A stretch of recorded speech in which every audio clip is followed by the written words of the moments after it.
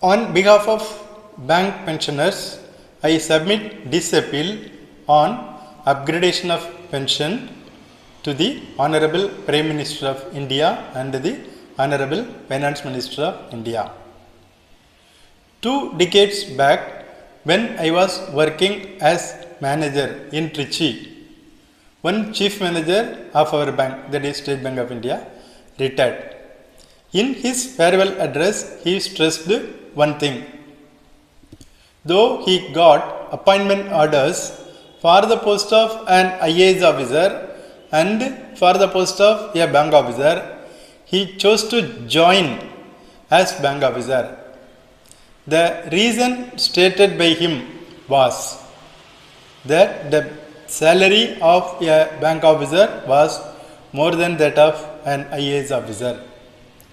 Now, if the grandson of that retired chief manager also gets appointment orders for the post of a peon in central government and for the post of an officer in a bank, which one that retired chief manager will choose for his grandson? Definitely, he will advise his grandson to join as a peon in central government instead of him joining as a bank officer. The reason is that retired chief manager who was getting salary more than that of an IAS officer for long is now getting a pension which is less than the pension of a retired peon of central government. This is the plight of bank pensioners now. It is due to non-updation of pension for the last few decades. An Arabian proverb says, if we stand tall today, it is because we stand on the shoulders of our ancestors. If our country has grown to this level, it is also because of the contributions from the bankers. Can anyone in the country, including those at higher levels in government, deny the role of bankers in the transformation of our country to this level? Can anyone in the country deny the role of bankers in the rapid industrialization of our country? Can anyone in the country deny the role of bankers in the green revolution of our country? Can anyone in the country deny the role of bankers in the white revolution of the country?